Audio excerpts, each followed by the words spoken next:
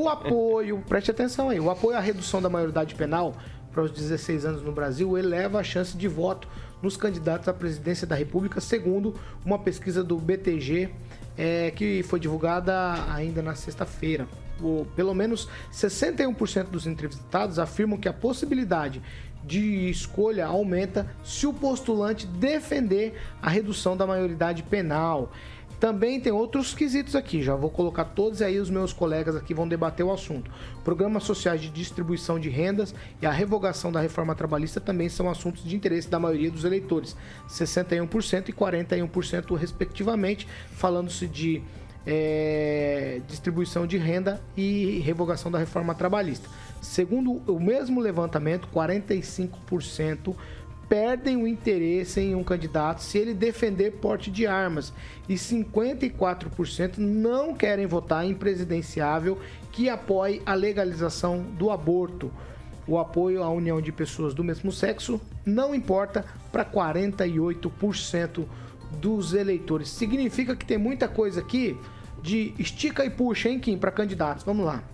Exatamente. São pautas ali que estão já sendo colocadas na mesa e vão ter que os candidatos se posicionar, né, sobre esse caso. Agora, aquele que fica em cima do muro, dizendo, não, veja bem, né, veja lá só um pouquinho, né?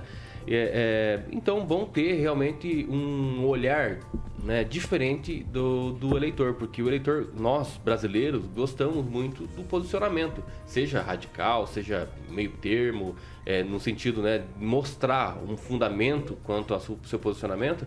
E acredito que essas pautas, principalmente na questão da redução da maioridade penal, que já foi pauta, né, em outras eleições, inclusive o Ministério Público esteve presente numa campanha, né, para não redução. Então, acredito que essas pautas são ideológicas, algumas sim, por conta do aborto, por exemplo, e vão fazer muito quesito, né, para escolher, vão ser quesitos para escolher realmente um candidato aí de preferência. Claro que essas pesquisas, né, principalmente quando falam redistribuição de renda ou a revogação da reforma trabalhista, nós sabemos exatamente quem são essas pessoas, né, que buscam essas pautas, né, as pessoas que estão ligadas mais ao eleitorado do Luiz, né? Vou falar igual o Paulo Marçal, o Luiz.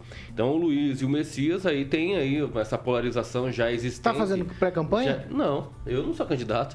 Então, acho que essa polarização em si, o Luiz e o Messias, né? O Lula e o Bolsonaro, já existe essa polarização por ser antipetismo e antibolsonarismo. Então, já existe de fato. Agora, tem que ser, sim, debatido essas pautas, porque essas pautas fazem parte hoje da nossa vida. Então, quem é realmente a favor das drogas?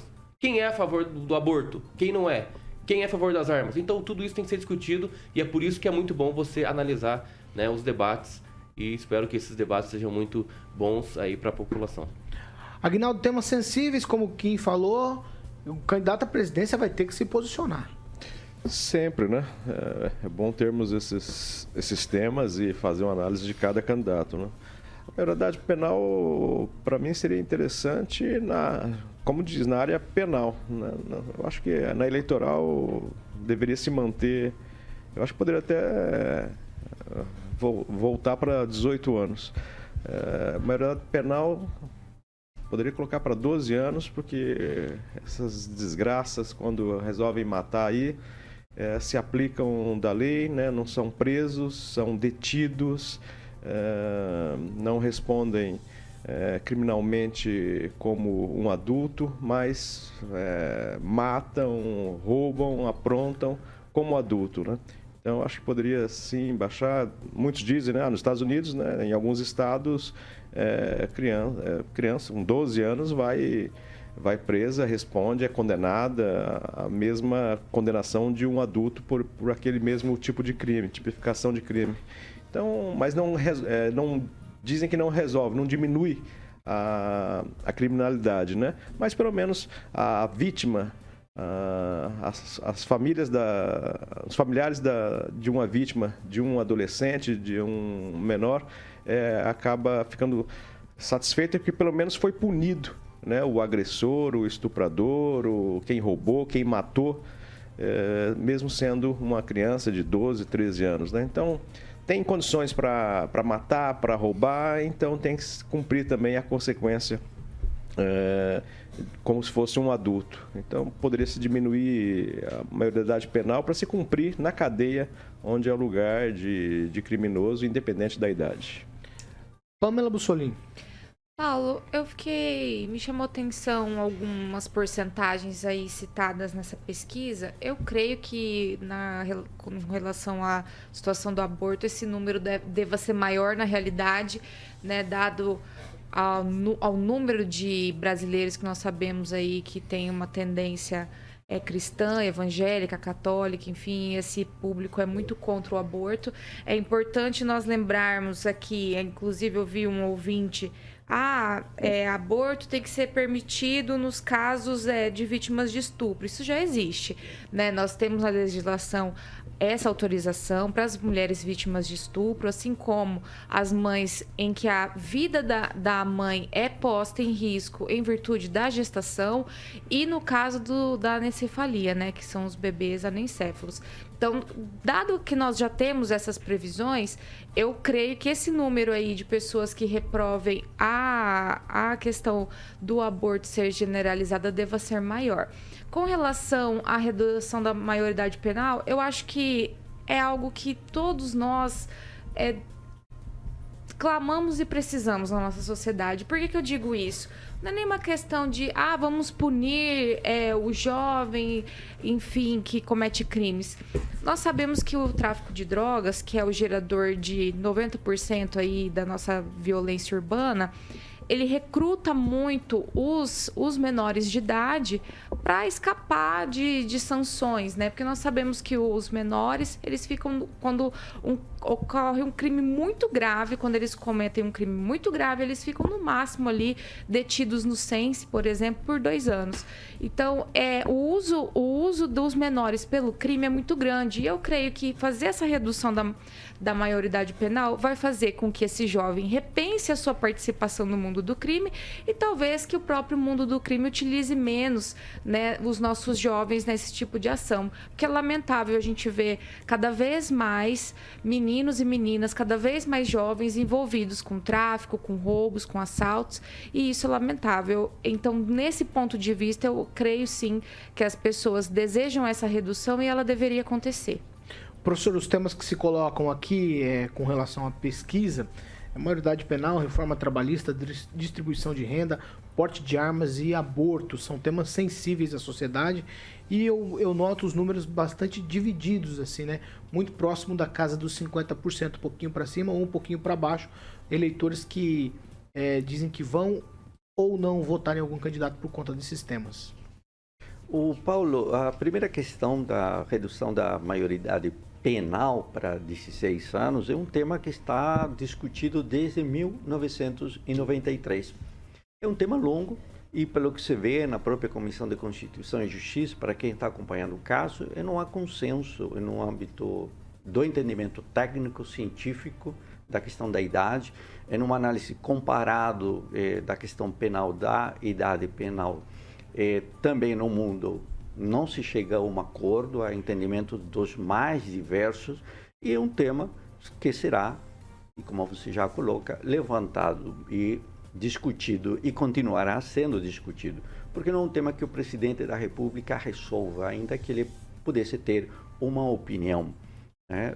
Esse é um tema de alteração da Constituição. Então é uma questão política que envolve todos os setores da sociedade. Quando os políticos preparam seus programas eleitorais, eles o preparam com estes indicativos das pesquisas. Então, qual é o ponto aqui? Eu tenho a discussão da maioridade penal, eu tenho a discussão do porte de armas, e você vê que há uma rejeição para político que debate ou se interessa pelo porte de armas em detrimento de outro, que são os programas sociais e distribuição de renda. Então, os políticos vão dar ênfase a questões que consigam ter uma relevância e uma transversalidade do ponto de vista social, ou seja, que alcance todas as camadas. E o programa social e distribuição de renda alcança todo mundo. E aí eles vão buscar pontos de maior convergência né, com o eleitorado, que pontos de maior divergência. A rejeição do Bolsonaro é produto justamente da divergência que ele insiste em propor para gerir o país. Essa divergência que ele vem estimulando, que está dando esses altos índices de rejeição acima de 59%.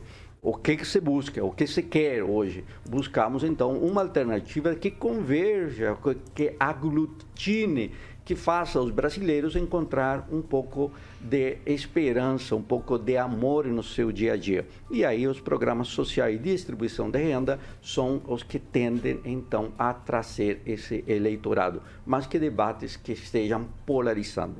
A polarização já está dada pelas características de natureza ideológica dos candidatos, então colocar mais pimenta nesse caldo, creio que vai terminar queimando a boca de mais de alguém. Eu vou te dar 30 segundos, Kim. Sobre essa questão da redistribuição de renda, me parece assim, uma coisa tão injusta, né? Para as pessoas que produzem, as pessoas que produzem, têm o seu próprio negócio, têm o seu dinheiro e ter que redistribuir a sua renda com as pessoas que não querem produzir. Né? Olha só o que você está falando, Kim. A falta de capacidade na produção, sim, é um dever do Estado em proporcionar isso. Esse é o discurso do Paulo Marçal. Posso terminar? Você é o Paulo Marçal agora, Kim. Claro, termina. Conclui, Kim. Então, 15 segundos agora. A redistribuição em si, né, é muito mais fácil para o Estado, né, ensinar o povo, né, a pescar do que dar o peixe. Bom. É assim que funciona. Então, para a gente tirar essa questão filosófica, ilusória, de que as pessoas que recebem mais têm que redistribuir para as pessoas que não têm, é muito complicado, porque tem que ensinar as pessoas que não têm a produzirem, a trabalhar, a dar oportunidade a essas pessoas para que eles possam conseguir o seu próprio dinheiro e assim fazer as suas coisas. Não tirar das pessoas que produzem, que fazem dos deles, para dar para as pessoas que não fazem. Então o Estado ele tem que parar com esse assistencialismo de pão e circo, né, dizendo o resultado, dando, na verdade, né, o resultado não dando um processo, né, não dando a oportunidade às pessoas a terem sim o seu próprio resultado.